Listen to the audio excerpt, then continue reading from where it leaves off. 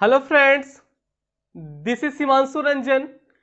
Today I came up with discussion to the paper number 19 for CMA final, and today I am going to discuss MCQ beat questions for cost and management audit. Cost and management audit का MCQ beat questions को आज मैं discuss करने वाला हूं, जो कि CMA institute ने रिलीज किया है for all the levels. But मैं आज पेपर नंबर 19 का एमसीक्यू क्वेश्चन आज मैं डिस्कस करूंगा। अभी तक हम लोग ने 80 क्वेश्चंस तक हम लोग डिस्कस कर चुके थे।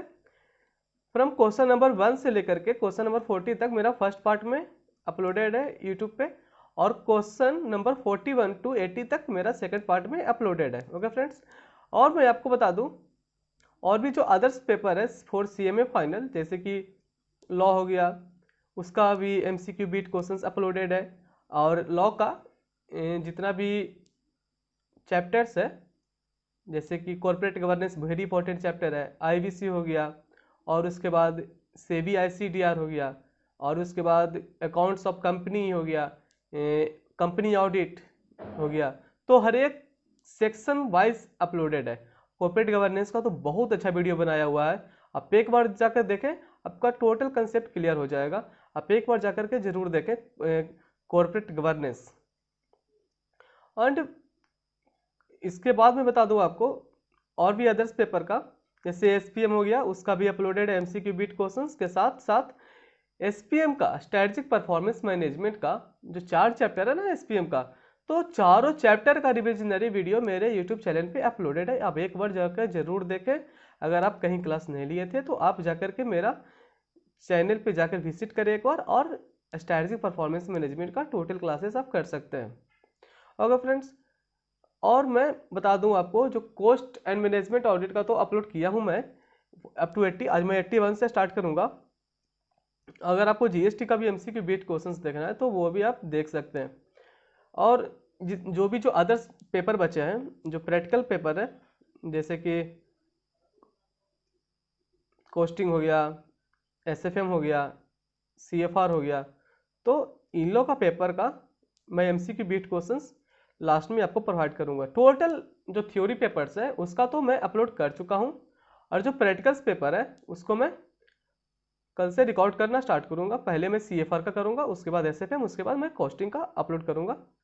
ओके फ्रेंड्स, टुडे मैं स्टार्ट करने वाला हूं फ्रॉम क्वेश्चन नंबर 81 से। क्वेश्चन नंबर 81 से स्टार्ट करूंगा। 81 से लेकर के 120 तक आज मैं डिस्कस करूंगा इस पार्ट में। उसके बाद फिर एक पार्ट और बनाऊंगा, उसमें फ्रॉम क्वेश्चन नंबर 121 से लेकर के लास्ट तक, वो मेरा लास्ट पार्ट में रहेगा। Okay friends, today I am going to discuss from question number 81। बोलता है zero based budget system was model by. जो जीरो बेस्ड जो बजट सिस्टम था वो कौन मॉडल किए थे, ठीक है, मतलब इसको कौन खोज किए थे? इसको किए थे पीटर ए पेरेक। मीन्स क्वेश्चन नंबर 81 का बी होगा। तो friends I will highlight it. इसका खोज किए थे पीटर ए पेरेक। ओके फ्रेंड्स,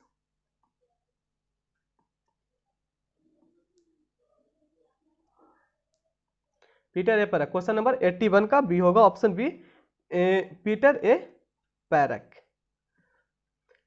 क्वेश्चन नंबर 81 का बी हो गया। Question number 82, important points in corporate planning. Corporate planning का इंपॉर्टेंट पॉइंट्स क्या होता है? 82 का डी होगा sweat analysis. Strength weakness opportunity threat होगा एनालिसिस। ठीक है फ्रेंड्स, क्वेश्चन नंबर 82 का D.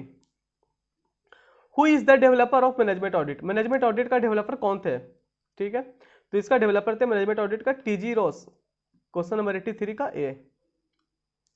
Question number 84, internal control system can be comprised of. जो इंटरनल कंट्रोल सिस्टम होता है वो किसको किसको मिला करके बनाया गया? Internal control system. Internal control system preventive control से भी बनाया गया है, डिटेक्टिव कंट्रोल से भी बनाया गया, करेक्टिव कंट्रोल से भी बनाया गया है। इसलिए क्वेश्चन नंबर 84 का ऑप्शन डी होगा, all of the above. Okay friends, now moving to question number 85, who can be appointed as internal auditor as per company act 2013। Internal auditor कौन अपॉइंट हो सकता है in as per company act 2013 में? ठीक है, तो as per section 138 of the company act 2013 internal auditor कौन कौन अपॉइंट हो सकता है? ठीक है, तो इंटरनल ऑडिटर अपॉइंटमेंट होने के लिए उसके पास क्वालिफिकेशन अगर चार्टेड अकाउंटेंट का तो भी वो एज इंटरनल ऑडिटर अपॉइंट हो सकता है, कॉस्ट अकाउंटेंट भी हो सकता है, या सच अदर प्रोफेशनल जो कि बोर्ड ऑफ डायरेक्टर कंपनी का है वो डिसाइड करेंगे, वो भी अपॉइंट हो सकता है as a internal auditor in a company. Okay friends, question number 85 का डी, जो इंटरनल ऑडिटर है वो section 138 of the company act 2013 में डिफाइंड है। Question number 86, which section of company act deals with internal audit. देखिए next section पूछ भी चुका है कि इंटरनल ऑडिट का सेक्शन कौन सा है। इंटरनल ऑडिट का सेक्शन 138 होता है, ठीक है। तो मैं बता दूं सेक्शन 148 किसका होता है। सेक्शन 148 होता है वो कॉस्ट ऑडिट का होता है, और जो सेक्शन 139 होता है वो for the appointment of stat auditor के लिए होता है, सेक्शन 139। और सेक्शन 192 क्या होता है। सेक्शन 192 होता है नॉन कैश ट्रांजैक्शन। जो नॉन कैश ट्रांजैक्शन होता है वो डायरेक्टर नहीं कर सकता है, ठीक है फ्रेंड्स। तो यहाँ पे क्वेश्चन था कि which section of company act 2013 deals with internal audit. Internal audit का कौन सा सेक्शन है कंपनी एक्ट में, तो सेक्शन 138 है। ओके, क्वेश्चन नंबर इसका 86 का A. Question number 87, one of the major component of government audit. जो गवर्नमेंट ऑडिट होता है उसका मेजर कंपोनेंट क्या होता है। 87 का सी, गवर्नमेंट एक्सपेंडिचर, ठीक है। गवर्नमेंट ऑडिट तो करता है वो गवर्नमेंट एक्सपेंडिचर का ही तो करता है, 87 का C. Internal audit can be performed by. जो इंटरनल ऑडिट होता है वो किसके द्वारा परफॉर्म किया जाता है। वो कंपनी का एम्प्लॉय भी कर सकता है या फिर एक्सटर्नल एजेंसी भी कर सकता है, ठीक है फ्रेंड्स।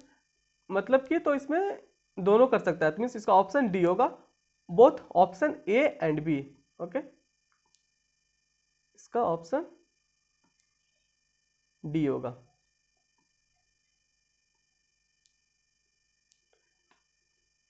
ठीक है friends, both A and B. NGO are incorporated under society registration act 1860, India trust act 1882 as section 8 company, means 89 का ऑप्शन डी होगा, ऑल ऑफ द एबव। ठीक है, 89 का D. Question number 90, the management auditor shall consider in the evaluation of capacity utilization evaluation, इसका option D होगा, all of the above. जैसे कि method of measuring base machine capacity measurement is based on capital output ratio और सैंड्री other factors या technical terminology, ये सभी होगा, इसका ऑप्शन डी होगा। क्वेश्चन नंबर 90 का डी होगा। ठीक है friends, quality of good in question number 91, question number 91 है quality of good internal auditor. जो गुड इंटरनल ऑडिटर होते हैं उसका क्या क्वालिटी होना चाहिए, इंटरनल ऑडिटर का क्या क्वालिटी होना चाहिए। वो राइट एटीट्यूड होना चाहिए, टेक्निकल एक्सपर्टाइज होना चाहिए, communication and other soft skill होना चाहिए। तो क्वेश्चन नंबर 91 का ऑप्शन डी होगा, ऑल ऑफ द एबव। ठीक है, question number 92, an audit of or for a government agency is composed of. जो ऑडिट होता है of government agency is composed of, क्या क्या होता है। 92 का इसका भी तो डी ही होगा, क्योंकि इसमें सभी लोग आ जाते हैं। फाइनेंशियल कंप्लायंस भी होता है, इकोनॉमी एंड इफिशिएंसी भी होता है, प्रोग्राम रिजल्ट भी होता है। ठीक है फ्रेंड्स, क्वेश्चन नंबर 92 का option D. Question number 93, aspect may be taken into consideration for proper inventory control. Proper inventory control कैसे कैसे हम लोग कर सकते हैं। Maximum, minimum and reorder level fixation भी कर सकते हैं। ठीक है, fixed order quantity system and different replacement system भी कर सकते हैं। Fast moving and slow moving and non moving item भी हम लोग कंपनी में देखते हैं कि कितना मटेरियल है जो फास्ट मूविंग है, कितना मटेरियल है जो स्लो मूविंग है, कितना है जो कभी उसको हम वहां से हटाए नहीं, कभी उसको यूज में लाए नहीं। तो इसका क्वेश्चन नंबर 93 का ऑप्शन डी होगा, all of the above. Okay friends, now I moving to question number 94। Question number 94 बोलता है इंटरनल ऑडिट। इंटरनल ऑडिट क्या होता है। इंटरनल ऑडिट है जो वो कंटिन्यूअस एक्टिविटी है। Internal audit is a continuous activity. Question number 94 का बी होगा। अगर फ्रेंड्स, क्योंकि इंटरनल ऑडिट हमेशा कराया जाता है। इंटरनल ऑडिट को आप क्वार्टरली भी करवा सकते हैं, अगर आपकी इच्छा है तो क्वार्टरली भी करा सकते हैं, नहीं तो फिर आप 6 मंथ भी करा सकते हैं, नहीं तो फिर आप ईयरली भी करवा सकते हैं, बट ईयरली तो होता नहीं है। इंटरनल ऑडिट किस लिए करवाया जाता है। Internal audit for the internal control of the organisation के लिए करवाया जाता है। इसलिए जो भी ऑर्गेनाइजेशन या कंपनी होते हैं वो हमेशा क्वार्टरली इंटरनल ऑडिट कंडक्ट करवाते हैं by the internal auditor. Okay friends, question number 95, आपको मैं इंटरनल ऑडिट से रिलेटेड एक प्रोविजन बता दूं। जो इंटरनल ऑडिटर है, जो इंटरनल ऑडिट है वो as per section 138 of the company act 2013 में आता है। ठीक है फ्रेंड्स, जो क्वेश्चन नंबर जो इंटरनल ऑडिट है सेक्शन 138 में आता है, तो कौन ऐसा कंपनी है ना जो जिसको इंटरनल ऑडिटर अपॉइंट करना कंपलसरी होता है। ठीक है फ्रेंड्स, जो भी लिस्टेड कंपनी होता है उसको तो एक इंटरनल ऑडिटर अपॉइंट करना कंपलसरी ही होता है, और जो अनलिस्टेड पब्लिक कंपनी है तो उन लोगों का अगर कंपनी का पेड अप शेयर कैपिटल, पहले आउटस्टैंडिंग डिपॉजिट देखते हैं। आउटस्टैंडिंग डिपॉजिट अगर 25 करोड़ होता है, अगर पेड अप शेयर कैपिटल उस कंपनी का 50 करोड़ रुपीस होता है, या फिर लोन बोरोइंग डिवेंचर और डिपॉजिट उसी कंपनी का अगर 100 करोड़ होता है, या फिर उसी कंपनी का अगर टर्नओवर 200 करोड़ होता है, तो उस in the preceding financial year जो भी मैं आपको जो क्राइटेरिया बताया, 10 लिमिट बताया, तो वो लास्ट प्रीसीडिंग फाइनेंशियल ईयर देखा जाएगा कि किसी भी previous year preceding financial year में अगर कोई भी एक प्रोविजन को टच करता है, लिमिट को टच करता है, तो उस कंपनी में एक इंटरनल ऑडिटर अपॉइंट करना कंपलसरी हो जाता है। ठीक है friends, this is for the unlisted public company के लिए मैं आपको बताया। And for the private company का उसमें प्रोविजन है एज पर सेक्शन 138 में कि कोई भी एक प्राइवेट कंपनी का अगर लोन बोरोइंग डिवेंचर अगर 100 करोड़ से ऊपर हो जाता है, या फिर उसी कंपनी का अगर टर्नओवर उस कंपनी का अगर 200 करोड़ हो जाता है, तो फिर उसी कंपनी में एक इंटरनल ऑडिटर अपॉइंट करना कंपलसरी होता है। वो प्राइवेट कंपनी के लिए होता है। ठीक है फ्रेंड्स, इसमें लिस्टेड में तो कंपलसरी आपको करना ही पड़ेगा एक इंटरनल ऑडिटर, और लिस्टेड पब्लिक कंपनी और प्राइवेट कंपनी के लिए आपको एक लिमिट दिया गया कि आप इस लिमिट के अंदर अगर आप आते हैं तो आपको एक इंटरनल ऑडिटर अपॉइंट करना कंपलसरी हो जाता है। ओके फ्रेंड्स, मैं आपको अभी इंटरनल ऑडिटर के बारे में बताया। और जो इंटरनल ऑडिटर जो इंटरनल ऑडिट का जो प्रोविजन आया वो सेक्शन 138 में जो आया वो कंपनी एक्ट 2013 में ही इंसर्ट किया गया है, क्योंकि इससे जो पहले जो कंपनी एक्ट था 1956 उसमें कोई इंटरनल ऑडिट का प्रोविजन था ही नहीं। ओके, जब ये आया था ना तो उसमें था कि आपको एक इंटरनल ऑडिटर अपॉइंट करना पड़ेगा within 6 month from the date is effect of this. जब से ये जो सेक्शन इफेक्ट हुआ ना, जब से लागू हुआ भारत में, उस दिन से आपको 6 महीना के अंदर एक इंटरनल ऑडिटर अपॉइंट करना कंपलसरी हो गया था। तो ये दोस्तों 2014 का बात है, क्योंकि 1 अप्रैल 2014 में तो इंटरनल ऑडिटर को अपॉइंट करने का प्रोविजन वगैरह आया था, तो ऐसा प्रोविजन पुराना हो गया, बट फिर भी अगर आपको याद रखना है तो रख सकते हैं, क्योंकि 6 महीने तक आपको एक इंटरनल ऑडिटर को अपॉइंट करना कंपलसरी किया गया था 2014 में। ठीक है फ्रेंड्स, क्योंकि कंपनी एक्ट 2013 1 अप्रैल 2014 से लागू हुआ था भारत में। Okay friends, question number 95। Question number, तो internal audit is a continuous activity होता है। ठीक है, क्वार्टरली, क्योंकि जनरली क्वार्टरली होता है, क्योंकि हम लोग भी जब कंपनी में थे तो देखते थे कि इंटरनल ऑडिटर हमेशा क्वार्टरली आता था फॉर द इंटरनल ऑडिट करने के लिए। ठीक है फ्रेंड्स, क्वेश्चन नंबर 95।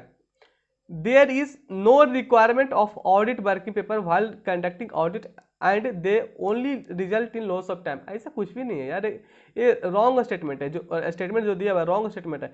पहले बात तो ये जानते हैं कि ऑडिट वर्किंग पेपर होता है। ऑडिट वर्किंग पेपर है record of the planning and execution of audit engagement, और ये हमेशा किया जाता है और हमेशा बनाया जाता है। Planning and execution audit engagement जो करंट फाइनेंशियल ईयर का जो बनाता है अगर ऑडिट वर्किंग पेपर, तो उसको बोला जाता है करंट वर्किंग पेपर। ठीक है फ्रेंड्स, अगर ऑडिटर 1 साल से मोर देन 1 ईयर का अगर ऑडिट वर्किंग पेपर अगर बनाता है तो उसको बोला जाता है परमानेंट वर्किंग पेपर। फिर नेचर ऑफ एंगेजमेंट बोला जाता है इसको।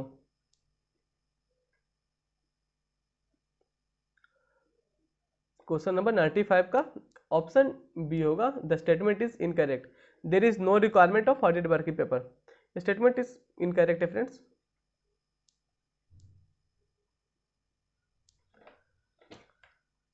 क्वेश्चन नंबर 95 तो बी हो गया। Question number 96, cooperative auditor has to conduct an examination of the overdue debt if any and a valuation of asset and liability society while conducting internal audit as per section 17 subsection 2 of the cooperative society act 1912।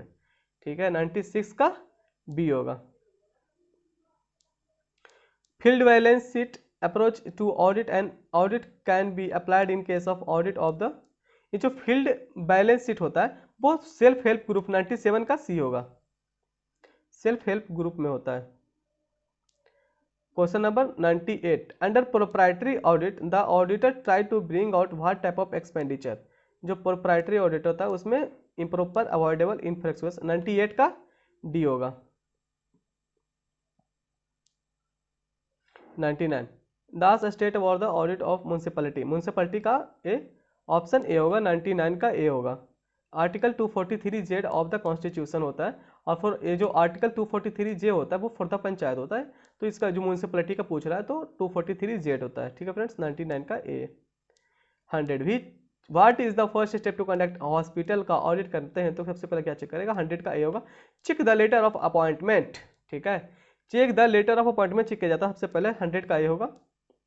जो hospital का जो audit होता है उसमें check करेगा, check the letter of appointment, उसके बाद ये भी चेक करेगा कि वॉचिंग करेगा इंटरेस्ट एंड डिविडेंड, फिर वॉच करेगा कि कोई भी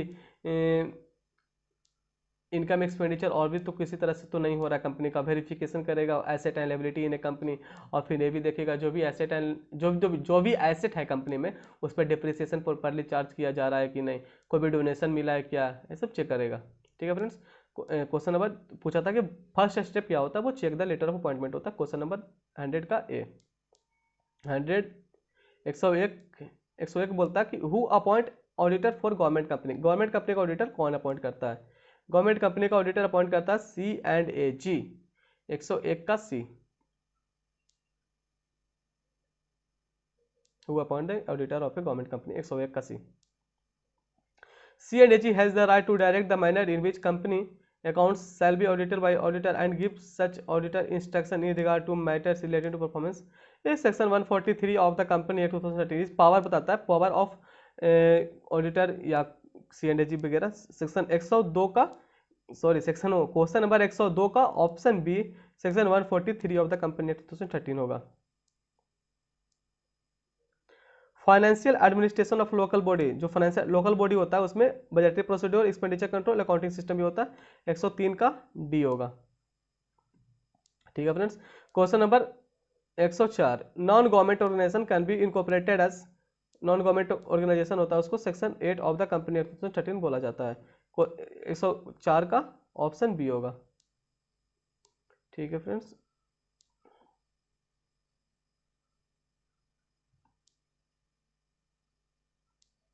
इसका all of the above financial administration of local body includes budgetary procedure, expenditure control, accounting system, 103 का डी और 104 का B. The government also engage in commercial activity and for the purpose it में 3 types of entity, question number 105 का B होगा, 3 types. ठीक है, 3 types of entity. 106 which one of the following which one of the following in an example of profitability ratio, expense ratio, 106 का ऑप्शन C. which one of the following is an example of solvency ratio, 107 का B debt equity ratio। 1 minute I have to erase it। debt equity ratio. ठीक है friends, question number 108 beach one of the following is not an utility, steam होता है, water होता है, compressed air होता है, broadband internet services नहीं होता है। क्वेश्चन नंबर 108 का D. Cost of inventory does not include, cost of inventory होता है उसमें क्या क्या इंक्लूड नहीं होता है, उसमें ऑप्शन डी होगा administrative overhead that do not contribute to bringing inventory to their present location. ठीक है फ्रेंड्स, ये होगा cost of inventory does not include, ये वाला होगा एडमिनिस्ट्रेटिव को नहीं इंक्लूड किया जाता है।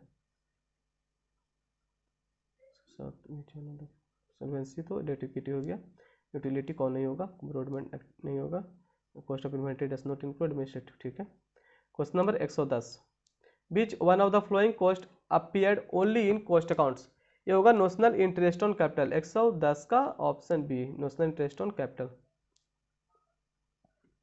ठीक है, क्वेश्चन नंबर 111 बोलता है रॉयल्टी पेड ऑन सेल 30,000 और royalty paid on unit produce, ये आप कैलकुलेट करिए। रॉयल्टी से रिलेटेड पूछ रहा है, डायरेक्ट एक्सपेंस पूछ रहा है, वो एज पर CAS 10 है, तो इसमें आपको जो जितना भी दिया हुआ है रॉयल्टी पेड कर रहा है ऑन सेल में 30,000 और रॉयल्टी पेड कर रहा है यूनिट प्रोड्यूस में 20,000, हायर परचेस है 2,000 रुपीज़ एंड डिजाइन है 15,000 एंड सॉफ्टवेयर डेवलपमेंट चार्जेस है 22,000। तो आपको टोटल को ऐड कर दीजिए, आपका अमाउंट आ जाएगा 33 सॉरी फ्रेंड्स 30,000 है, उसको आप ऐड करें। ठीक है, आपको मैं दिखाता हूँ। आप 30,000 ऐड करें, उसके बाद आपको 20,000 ऐड करना है। ठीक है, उसके बाद आपको ऐड करना है हायर चार्जेस का 2,000 आपको ऐड करना है हायर चार्जेस का। उसके बाद डिजाइन चार्जेस का 15,000 ऐड करना है। ठीक है, डिजाइन चार्जेस का 15,000 ऐड करना है। उसके बाद सॉफ्टवेयर डेवलपमेंट चार्जेस का 22,000।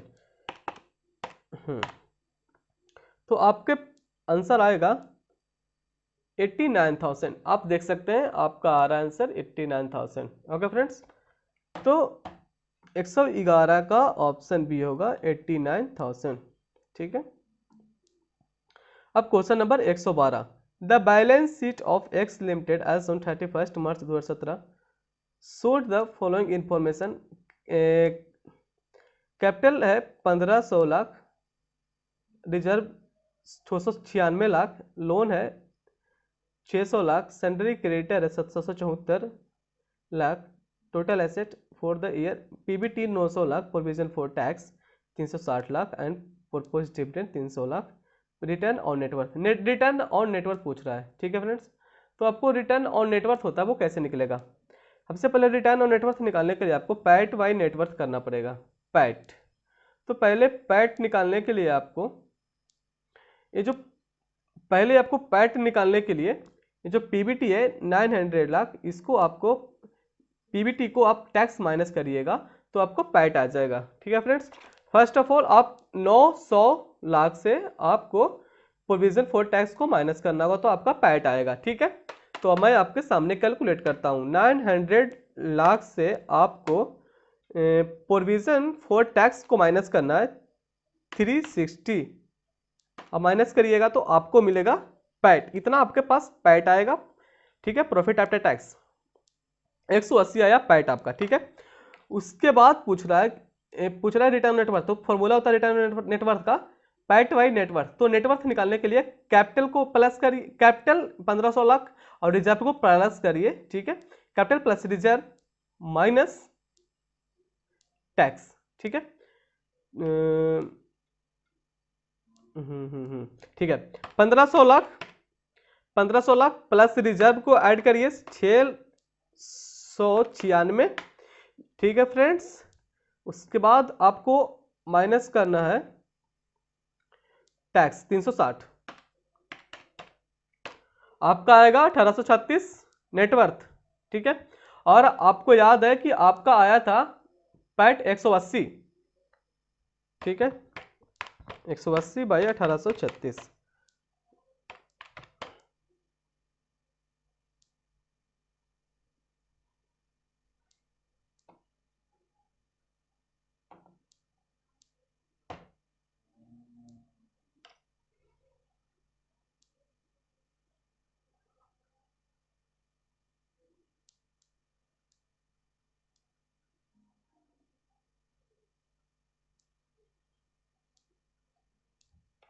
वन मिनट फ्रेंड्स, आप पीबीटी था 900 लाख, टैक्स माइनस किए 360, तो सॉरी उसमें जो पैट निकाले थे आई थिंक मेरे को मिसप्रिंट हो गया था टाइपिंग में। तो आप यहाँ पे देखें, आप पैट 540 आएगा, 900 से आप 360 रिड्यूस करिएगा तो आपका 540 आएगा। ठीक है, तो इतना पैट आ गया। उसके बाद आपको आया था नेटवर्थ 1836, तो इसको आपको डिवाइडेड बाई करना है 1836। ठीक है, तो आपका आंसर ए आएगा। इसको आप इतना आएगा, इसको आप 100 से मल्टीप्लाई करिए तो आपका आंसर ए आएगा। ठीक है, 29.41, 112 का बी होगा, ऑप्शन बी। ठीक है फ्रेंड्स, 112 का ऑप्शन बी होगा। वहाँ पे आई थिंक गलत टाइपिंग हो गया था, मैं आपको दिखाने में मैं देखा नहीं कौन सा टाइप हुआ था इसलिए। बट पैट आपके पास, आपका जो पैट है प्रॉफिट आफ्टर टैक्स वो 540 आएगा, नेटवर्थ 1836 आएगा। नेटवर्थ निकालने के लिए 1500 प्लस रिजर्व 696 माइनस टैक्स। ठीक है फ्रेंड्स, आपका रिटर्न नेटवर्थ आ जाएगा। रिटर्न नेटवर्थ का फॉर्मूला होता है पैट बाई नेटवर्थ। ठीक है, 112 का बी। अब 113 royalty paid on unit produce 20,000, higher charges, design charges, software development charges, direct expenses. अगर आपको डायरेक्ट एक्सपेंसेस पूछता है ना तो आपको कुछ नहीं देखना है, टोटल अमाउंट को आपको एक बार ऐड कर देना है, ठीक है फ्रेंड्स। 113 पहले आप 20,000 ऐड करिए, 20,000, उसके बाद आप ऐड करिए हायर चार्जेस 2,000, उसके बाद डिजाइन चार्जेस ऐड करिए 15,000, फिर सॉफ्टवेयर डेवलपमेंट चार्जेस ऐड करिए 22,000, आपको मिलेगा 59,000। आप देख सकते हैं आपको मिलेगा 59,000, ठीक है फ्रेंड्स। क्वेश्चन नंबर 113 का बी होगा 59,000, ठीक है। Question number 114 A cotton textile mill had community wastage 8%, blow room 6%, carding 4%, drawing 4%, simplex 9%, film frame for input 1000, quarter room output, ठीक है। तो आपको क्या करना है ना, इसको आपको 100 माइनस 8%, 100 माइनस 8%, अगर आप यहाँ पे परसेंटेज बेस्टेज है 100%, 100% में आप 8% बेस्ट हो रहा है ना, तो 100 माइनस 92 करना है, फिर 6% बेस्टेज है तो 100 माइनस 94 करना है, ऐसे करके आपको सबको करना है और इंटू 1000 कर देना है। तो आपका 114 का जो आंसर है वो ऑप्शन बी होगा, 725.27 आ जाएगा, ठीक है फ्रेंड्स। 114 का बी। 115 ग्रोस सेल है 16,500 लाख, एक्साइज ड्यूटी है 1240, increase in stock 42, cost of raw material, power, investment, value added पूछ रहा है, ठीक है। तो ग्रोस सेल से क्या करना है आपको कि first of all you have to reduce excise duty 1240, उसके बाद आपको इंक्रीज करना है स्टॉक 42 लाख रुपीस, ठीक है। क्या करना है ना, 16,500 से आपको मैं बताता हूं, जैसे जैसे मैं आपको बोलता हूं वैसा वैसा आप अपना कैलकुलेटर पे कैलकुलेट करिए, आपका आंसर आ जाएगा। 16,500 आपको माइनस करना है first of all excise duty 1240, 1240 reduce करिएगा तो आपको आंसर ए आएगा, ठीक है। उसके बाद increase in stock, increase stock कर रहा है तो 42 प्लस करना है, ठीक है, 42 प्लस करिएगा तो आपका आएगा इतना, ठीक है। उसके बाद पूछ रहा है कि कॉस्ट ऑफ रॉ मटेरियल इतना है, तो रॉ मटेरियल, पावर और अदर ओवरहेड सबको माइनस करिए, कितना आएगा वो जितना आएगा सबको माइनस करिए तो आपका आंसर आ जाएगा वैल्यू एडेड, ठीक है फ्रेंड्स। 6250 रॉ मटेरियल हो गया, पावर 222, उसके बाद अदर ओवरहेड तो 215, आपका आंसर आ रहा है 6617 लाख, ठीक है फ्रेंड्स। तो 115 का ऑप्शन बी होगा, ठीक है, 115 हो गया B. Question number 116 rule 4 of the company cost record and audit rules 2014 deals with, जो रूल 4 होता है वो एप्लीकेशन ऑफ 4 कॉस्ट ऑडिट होता है। Rule 1 title, rule 2 definition, rule 3 application of cost record and rule 4 होता है एप्लीकेशन फॉर कॉस्ट ऑडिट। 116 का B होगा,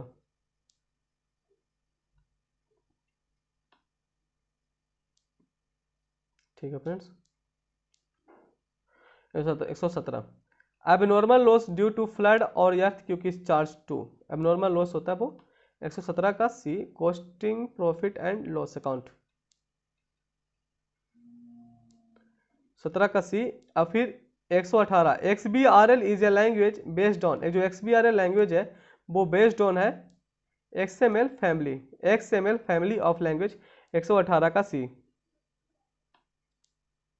ठीक है friends. Question number 119 part B of the annexure to the cost audit report deals with, part B होता है वो manufacturing sector होता है। पार्ट ए में जनरल इन्फॉर्मेशन, पार्ट ए जो होता है कॉस्ट ऑडिट रिपोर्ट का जो अनेक्सर होता है उसमें पार्ट ए में general information, general detail of cost auditor, cost accounting policy, product and service details होता है, ठीक है फ्रेंड्स, वो पार्ट ए में होता है। और जो पार्ट बी होता है उसका हेडिंग है मैन्युफैक्चरिंग सेक्टर, उसमें आता है quantitative information, average cost statement, detail of material consume, detail of utility consume, detail of industry specific operating expenses, ठीक है। This is for part B of the annexure और to the cost audit report.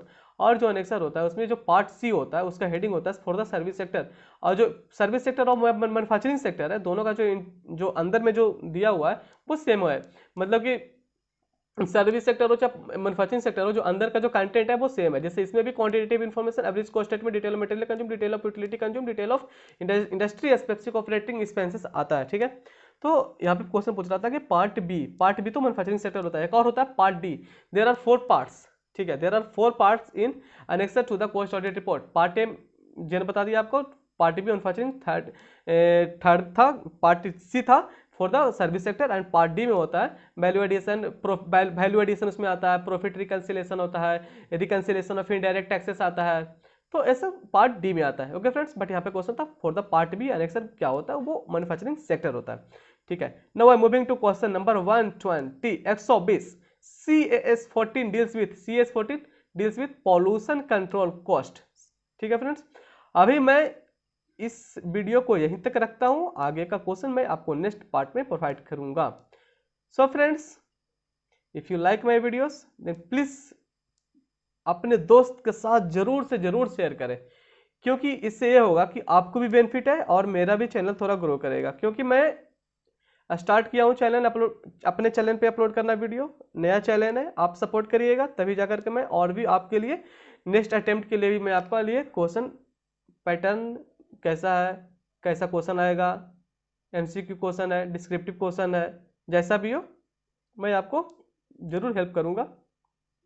MCQ question डालूंगा, और आपको जो भी subject का कुछ भी लगता है कि इस पेपर में इस टॉपिक में प्रॉब्लम है, तो वो भी आप मेरे कमेंट सेक्शन में जरूर बताएं कि आपको कौन सा टॉपिक में कौन से पेपर में प्रॉब्लम है, या किसी भी पेपर में बताएं, किसी भी लेवल हो में आप हो, फाउंडेशन हो, इंटर हो, फाइनल हो, आप जरूर बताएं, आपको मैं जरूर से जरूर आपको मैं हेल्प करूंगा। सो फ्रेंड्स, एक बार मेरे यूट्यूब चैनल पर जरूर विजिट करें, आप जरूर देखें, और आपको कैसा लगा प्लीज़ कमेंट बॉक्स में बताएं, और जरूर से जरूर अपने फ्रेंड के साथ जरूर शेयर करें please, and most important please subscribe my channel. So thank you friend.